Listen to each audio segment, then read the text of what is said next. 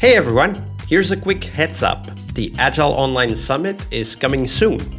You can get all the details at bit.ly/Agile Online Summit 24. Yes, it's all lowercase, all one word. That's bit.ly/Agile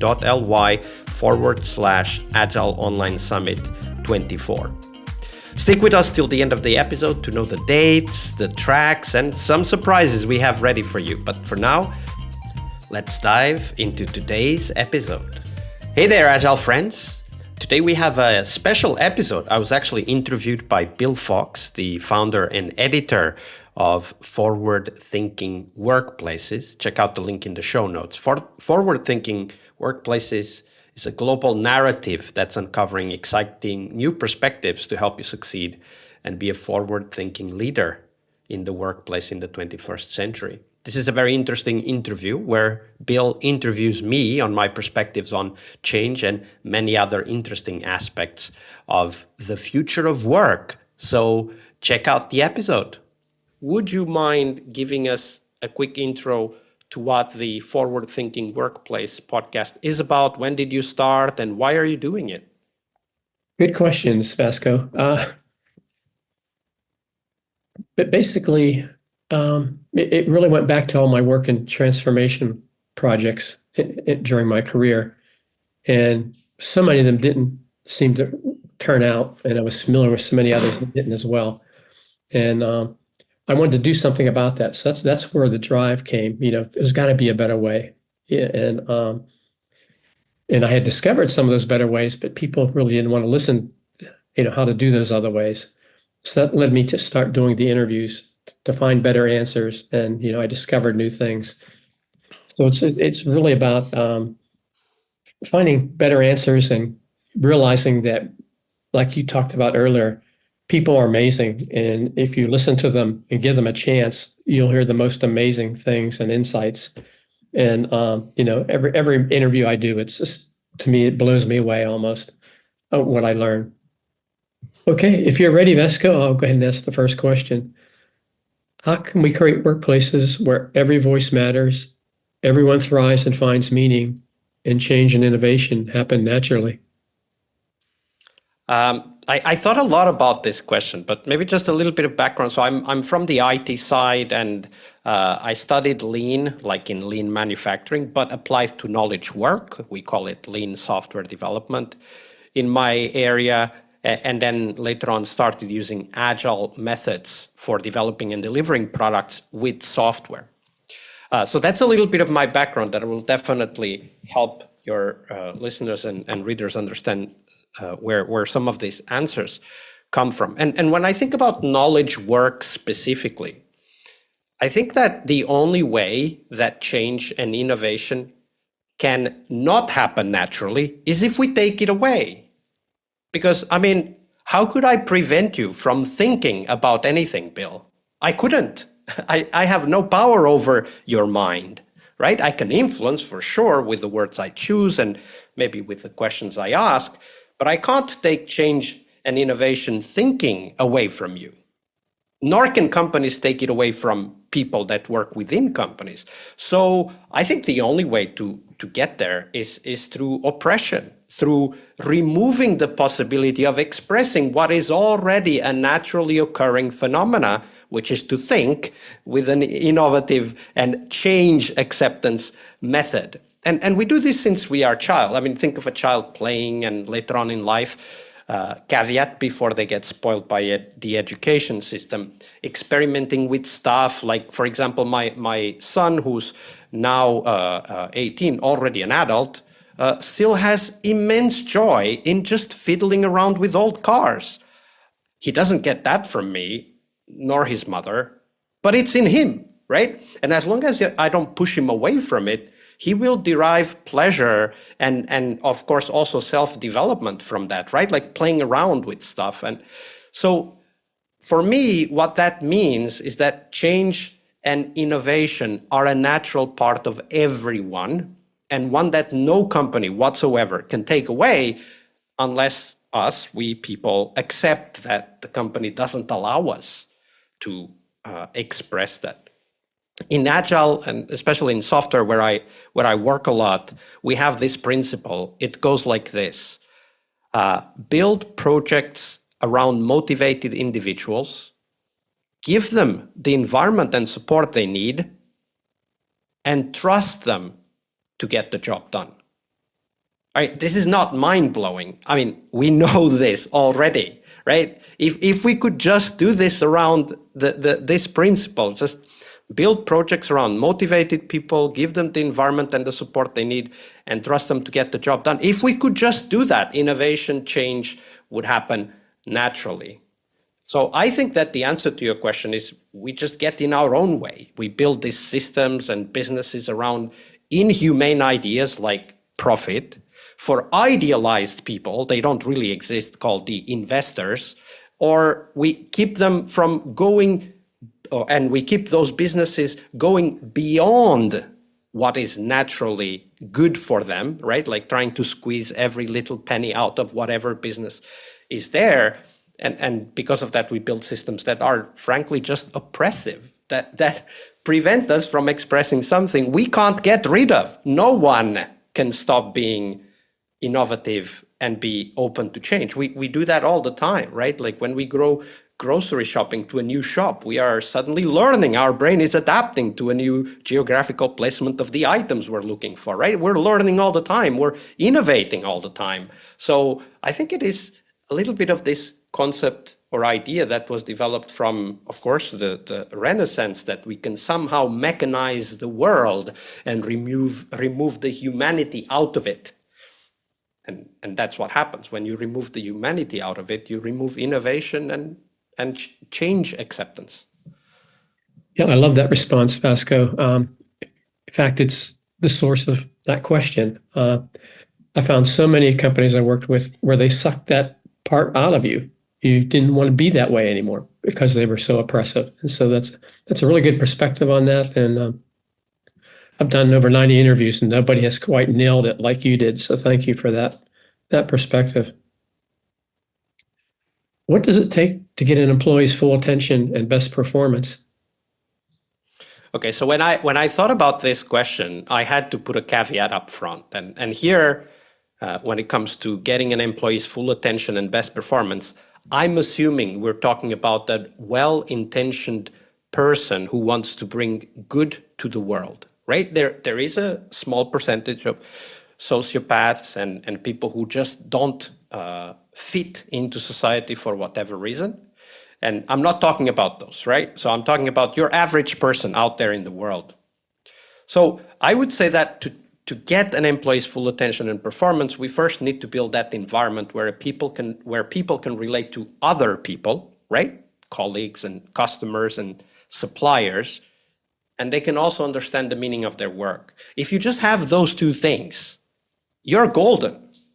You're going to get everybody's full attention and performance because we naturally want to help other people and we want to perform well, right? Nobody gets up in the morning and goes like, I'm going to work and I'm going to perform the darn worst I can.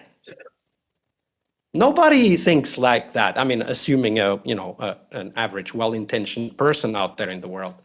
I mean, look at open source software, which is an area where I work, and many of my clients actually use a lot of open source software to deliver their services. But open source software is delivered for free and made available for free for people that, this is important, work 8 hours a day in a job and then go home and work another 8 hours a day in the open source software. Maybe not 8 hours, but you know what I mean, right? They give a lot of their personal time, their life, the most meaningful aspect of humanity. They give their life to others.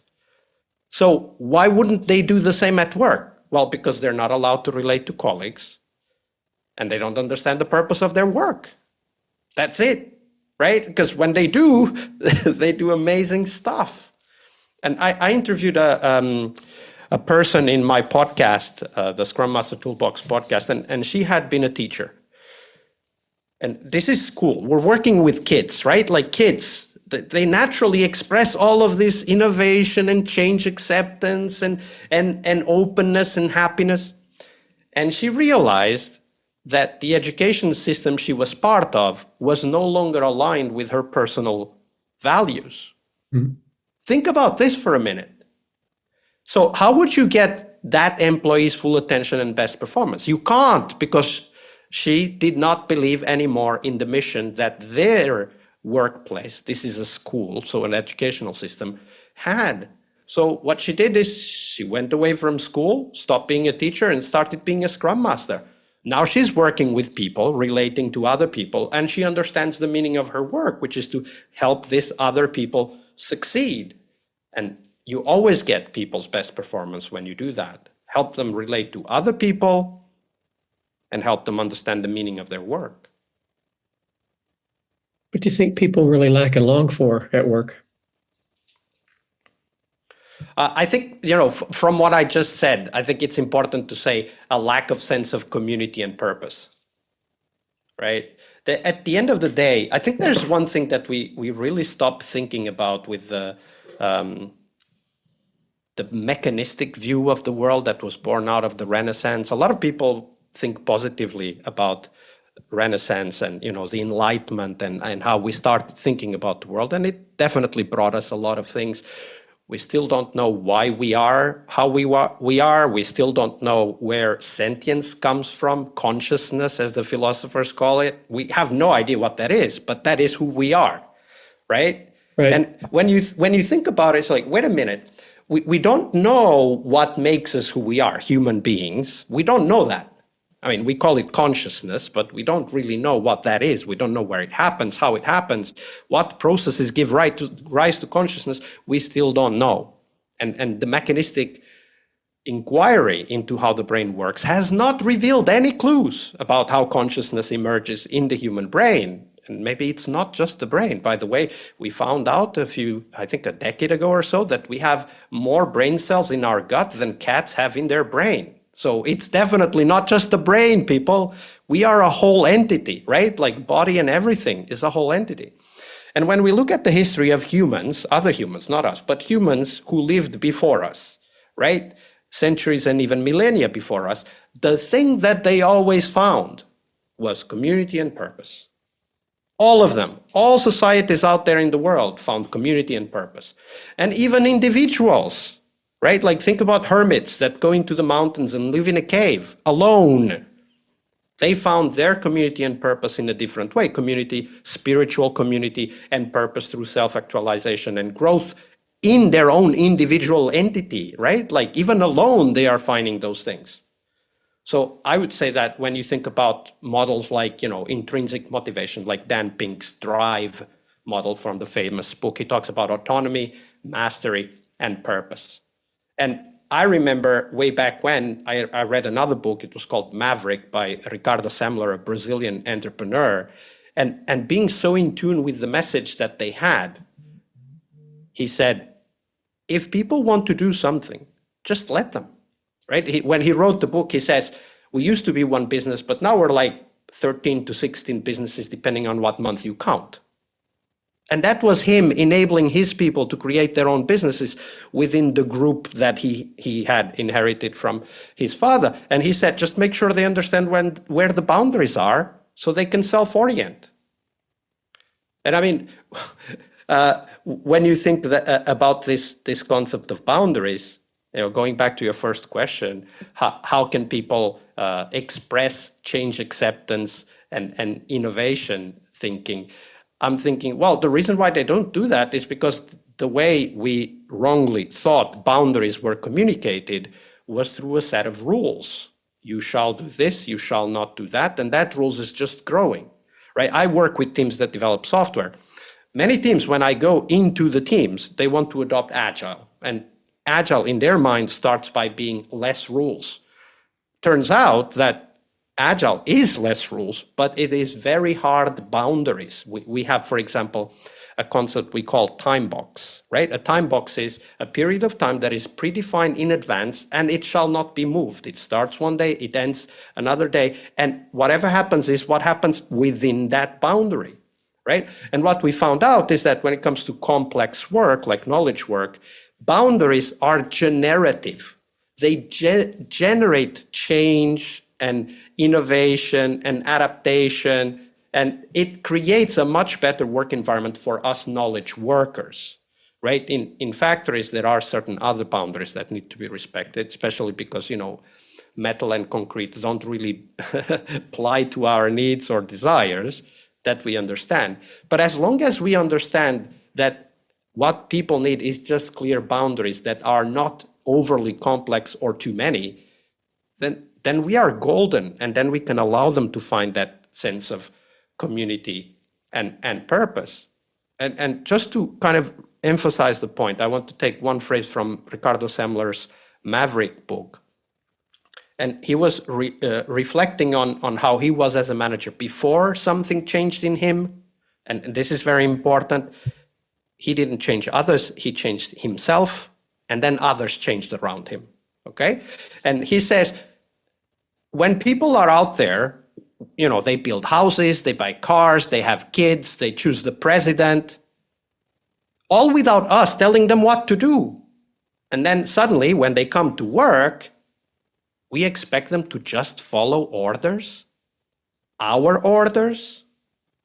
And my question, now Vasco speaking, is how can we even expect that works, right? Following orders doesn't go with innovation, happiness, purpose, meaning, and of course, never with performance, because in the best case, the performance of someone following orders is whatever the person giving the orders can imagine. And I guarantee when you put two brains to think about something, they will always come up with a better and higher performance idea than when you put one brain to think about it. Very good. That's a great quote from that book. I'm not familiar with that book. I'll have to look for it. It's a very old book. I don't know if it's still being sold, but I'm sure you can find a second or used book. It's Maverick by Ricardo Semler. Okay, excellent. What's the most important question leaders should ask employees? Okay, so I thought about this, and I will have to cheat. So I have 3 questions. Let me say the questions first. So the first is, the leaders would ask, how would you describe the reason why your work here is important? Second would be, when you came to work today, what were you anxious about and what were you happy about? And then the third would be, what do you need to be able to reach your goals at work today? So when I think about the first question, how would you describe the reason why your work here is important? It is all about purpose. This goes back to the idea that Dan Pink talks about in Drive. We need to have purpose. Without purpose, it's very difficult to find that performance. But it also allows the leader to understand if the purpose is aligned with their own purpose. And alignment is what we need in order to work together. If there isn't alignment, that should be addressed immediately. Right? Without alignment, how can we even collaborate or cooperate?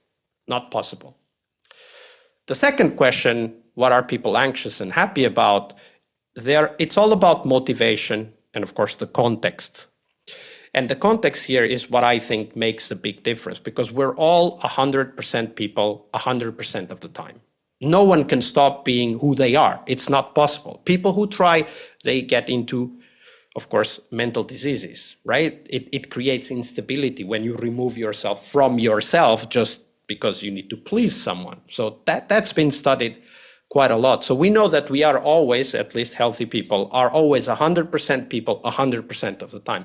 So when they come to work, they bring all of that with them, right? So the answer to the second question is not necessarily about work, and that's important. So let's take a very extreme example, just to make the point. Imagine someone who's operating a life-threatening, super heavy machinery. If they come to work and they say, I'm anxious because I'm afraid my partner will leave me and we might end up in divorce in the next few weeks, that person is not in a good state to operate life-threatening heavy machinery. They might be in a good state to do some other work. I would guess, at least having been there, I would say repetitive work that takes your mind off of reality for a while, right? Right. But that's important. And if the leader doesn't know that, they're maybe going to give them an even bigger machinery that is even more life-threatening, and the person might create some huge impact for others and themselves, right? So we need to understand that people are themselves always, 100% of the time, and we need to know what's going on with them before we can be ready to help them. And then the third question, it's all about helping or enabling people to do a great job, right? The third question was, what would you need to be able to reach your goals at work today? And that helping people reach their goals, removing obstacles, changing processes, figuring out what material can be bought or purchased or borrowed to help the worker achieve their goal, that's the leader's job. A leader that is not asking that question is not doing their job, period. No matter what else they do, if they don't ask, how can I help you achieve your goals today at work, right? Specifically at work, this is important, it is not doing a leader's job. Yeah, those are three excellent, insightful questions, Vasco. And I guess I'll ask a follow-on question, interested in your opinion. How can leaders make it safe for employees to answer those questions honestly? Well, that's a very good question. And I can't necessarily answer what would, somehow magically make that happen.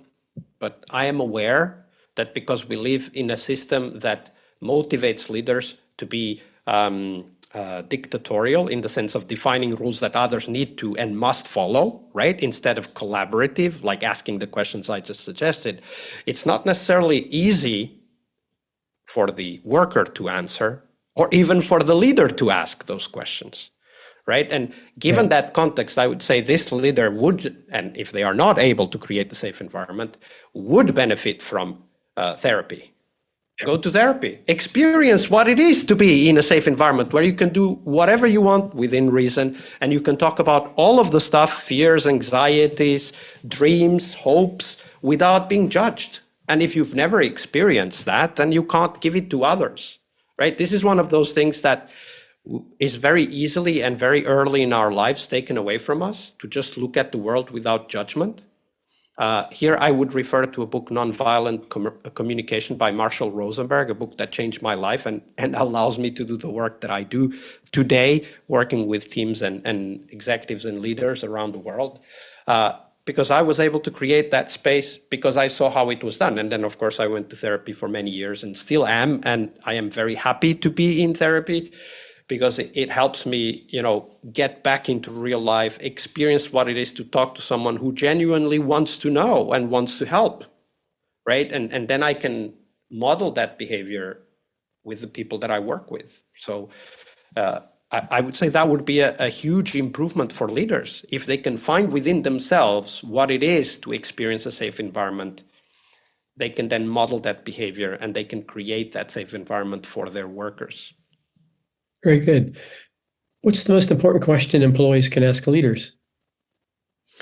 I think this is a great question, and one that does not get discussed enough, because implicit in this discussion we just had about creating a safe environment is the idea that somehow leaders have power over. Now, there's a big philosophical debate around this. It's a huge aspect of how we've developed philosophy.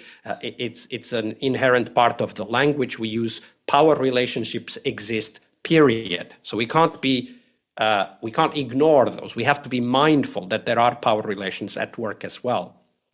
And that's maybe why this question that you asked, what should an employee ask their leaders, doesn't get discussed enough.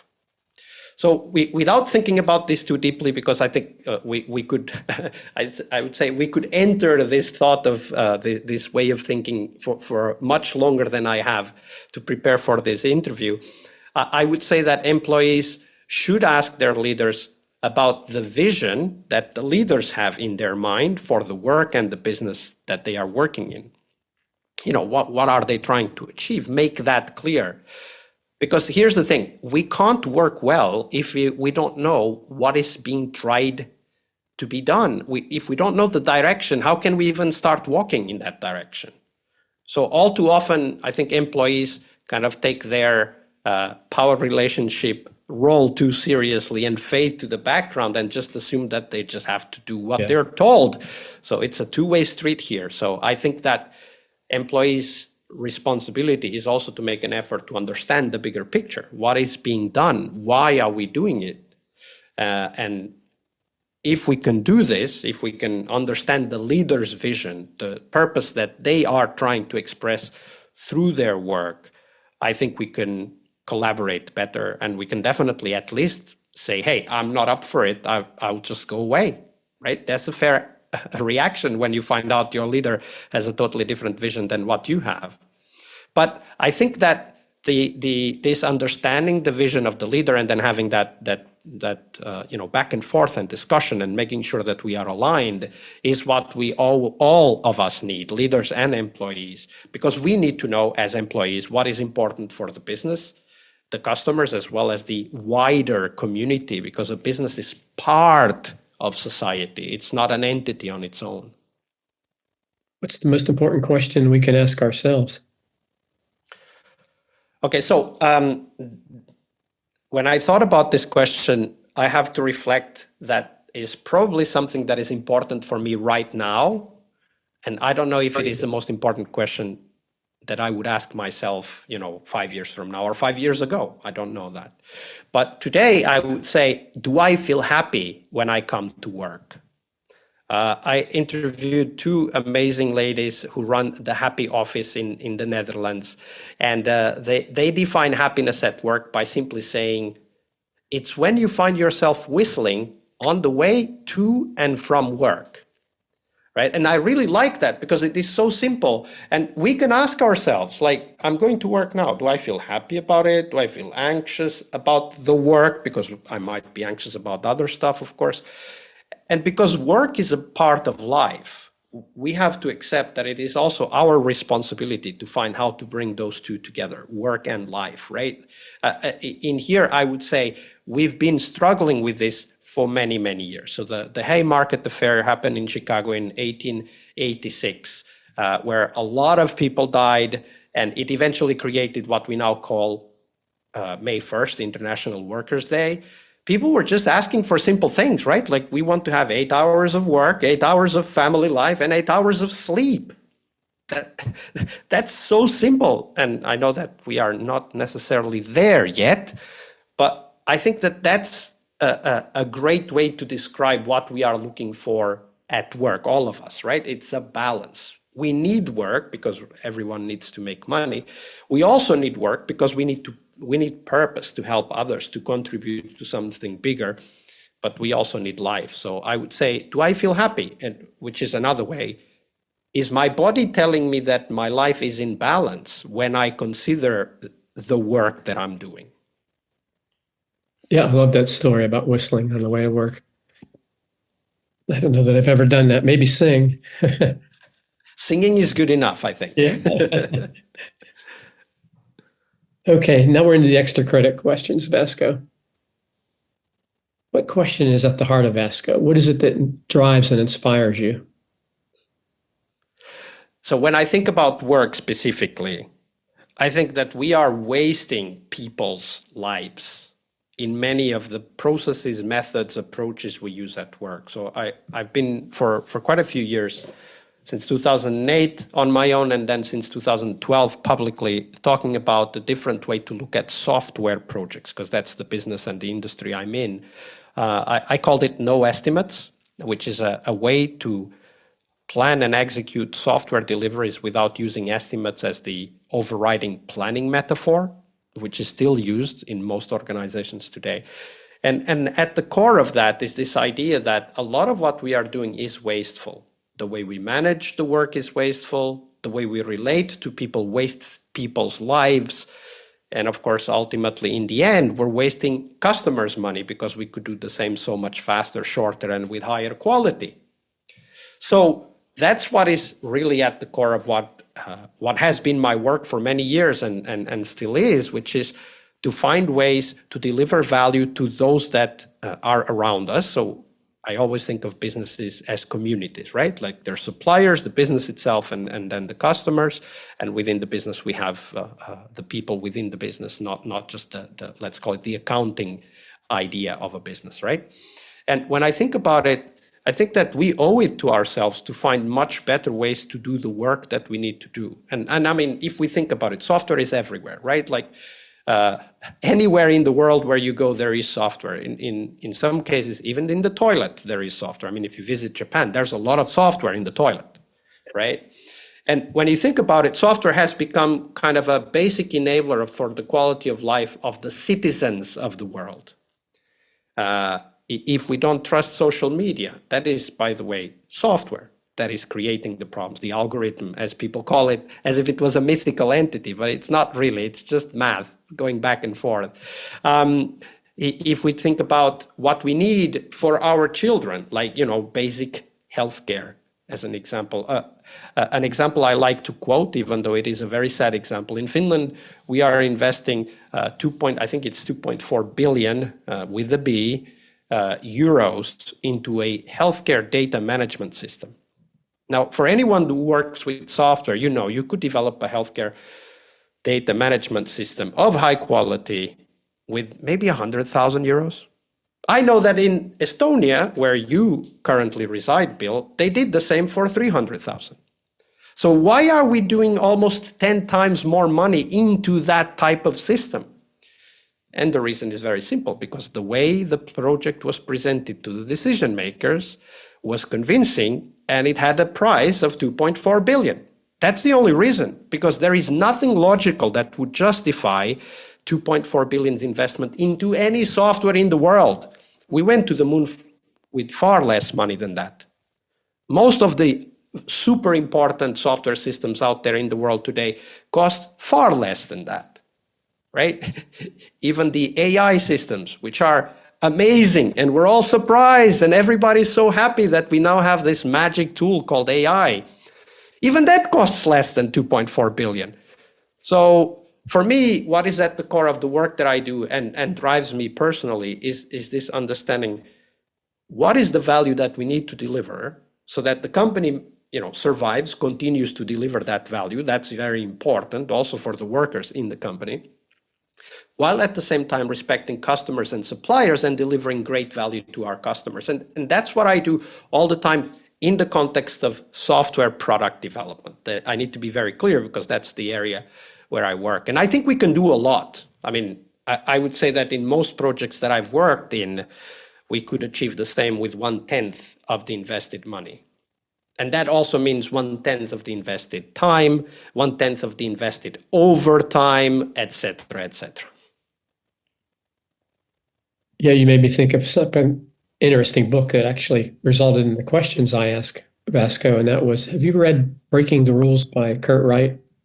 No, I have not. Okay. A basic premise of the book is asking what's right questions. And he tells the story where he was brought into a large software development project, $400 million project, dozens and dozens of developers. They were halfway into the project, and they were 2 years behind schedule, they estimated, and they were facing like multi-million-dollar penalty payments. And they asked him to come in and see what he could help. So he spent 2 weeks talking to everybody on the project, and he came up with this question.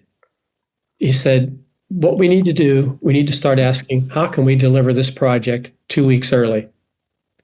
And everybody thought he was crazy.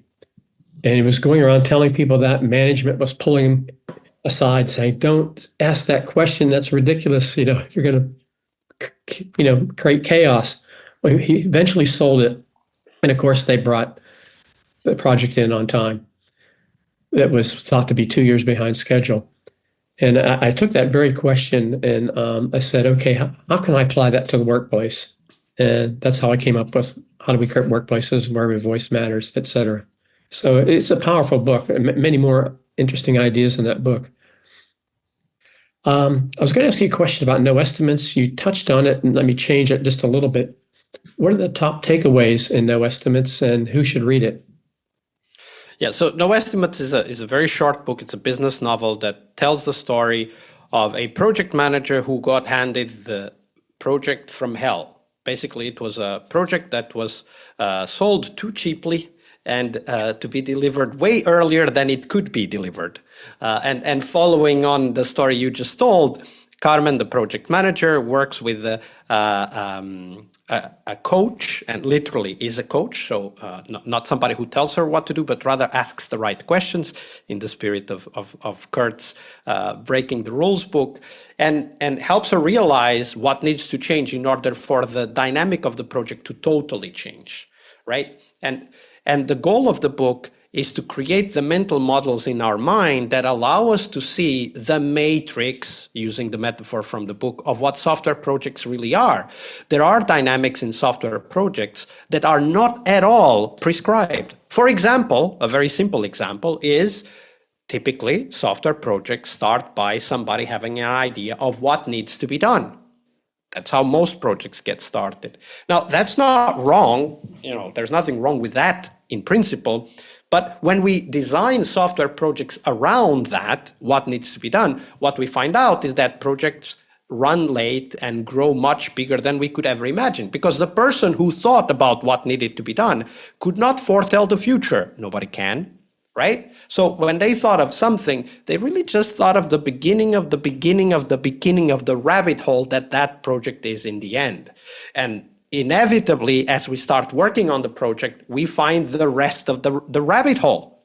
And it goes through to infinity, right? So projects, software projects, have no end except the one we define for them. So the book allows us to understand what are the concepts we need to have in place and the language we need to build so that we understand that the goal of a software project is to be delivered, is not to deliver all of the possible requirements we have found or may find as we go through that. And it develops an approach which is a totally different planning approach. That's why it's called no estimates. We're not using estimates for anything, but we always know where we are and how or when we are going to deliver. The book explains how that happens. So it's about creating that mental model that allows people to then think outside the traditional linear, predefined project management mindset, which drives us constantly into immense problems in software, just like the example of the one you just mentioned with the story about the right question to ask. Yeah, I'm sorry I didn't get a chance to read that before we did this interview. Vasco, it sounds like a great book I'd love, so I'm definitely going to pick it up. You've played a key role in transforming product development organizations into product business organizations. Can you tell us more about that? What's the difference? Yeah, so ironically, we've been talking about businesses, or at least I have, throughout this whole conversation. And ironically, in practice, we stop thinking about businesses when we start doing the work. And this comes from the project management and mechanistic mindset, right? Like the worker doesn't need to know the business. They just need to do the tasks. That's the mindset in project management. And of course, that's completely wrong for knowledge work, and it's inadequate, and it just creates problems, so many problems. So what I mean by that phrase is that we need to stop thinking about product development as an inherent self-contained set of activities, and we need to start thinking about as a mesh or an octopus of connections that we need to find, right? And a very simple way to explain this is that in software, we can create value by how we show things on the screen. It's that simple. Right? And when we think that somebody 5 months ago could tell us exactly what information and when it should be shown on the screen, then we are forgetting that now, 5 months later, we know a lot more than we did back then. So we now can make much better informed decisions about what the customers are really trying to achieve and how we can help them achieve that. Right? So what I'm thinking is software is inherently malleable, flexible. We can change it every day, several times a day. We have to stop thinking of software as something that goes from the beginning to the end, delivered in one go. That's the waterfall or project management mindset. And we need to start thinking about software as an inherently organically evolving amplifier for our business model. And it's the business model that matters. The software is just a tool. It's kind of, if you would think about it, somebody who sells water, the drilling bits they use to get into the water well are just a tool. They would not ever imagine that the drilling bit would become the most important part of their business.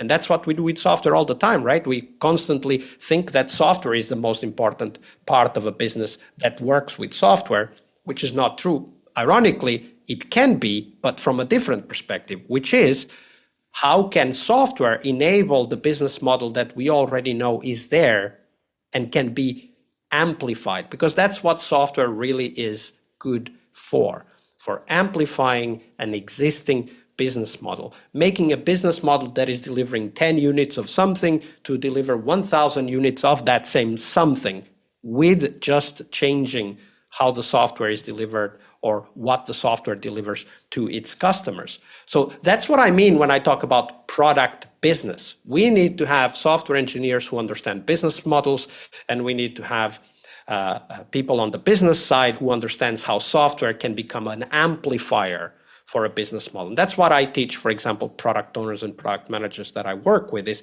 how to start thinking of software as a business model amplifier rather than a set of shopping list items that need to be delivered on a predefined timeline. Vasco, I could have used your insights on many software projects in the past. Very good. You host a very popular podcast called the Scrum Master Toolbox with over 8 million downloads. What are some of the 10 million by now, yeah? Oh, really? Okay. Very good. What are some of the most surprising or transformative insights you've gained from these conversations? So all the time I have transformative insights. And I think the reason is, so I very early on in 2015, when I started, I decided that I want to interview the people who do the work so that they tell their own stories of how they do it and why they do it. So instead of, which is very common in podcasts where people interview thought leaders, I wanted to interview the people who actually do the work, who have the real struggles, and to showcase their own perspective, their own stories. And what I thought was, okay, so I'm going to interview these people, they're going to share their stories, they're all going to be very interesting stories because they are about human beings and they are always interesting. But that was it. And what I found out 500 interviews later is that with every single interview, I learned something new, even though the people I interview are doing the work I teach others how to do. And that tells you how immense the human variety is.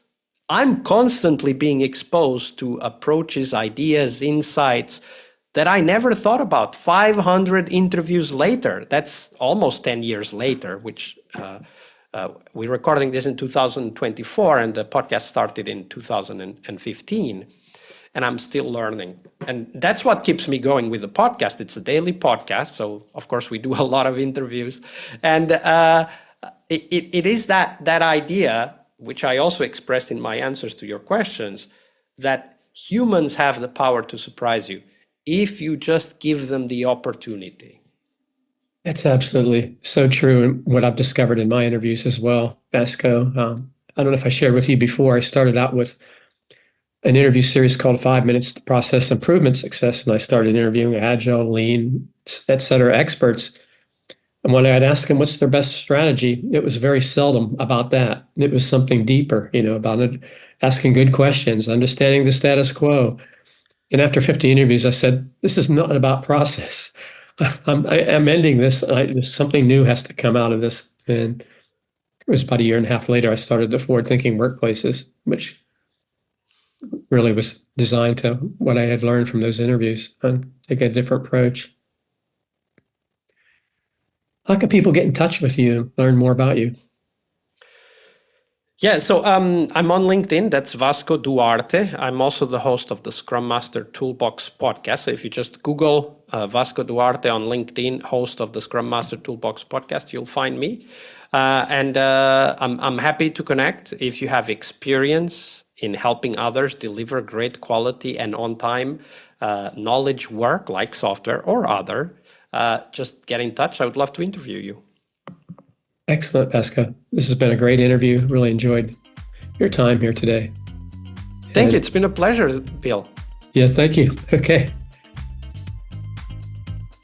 Hi there, Agile friends. Thank you for sticking around. So, as I was saying at the beginning of the show, on October 22nd this year, we will have the first day of the Agile Online Summit 2024.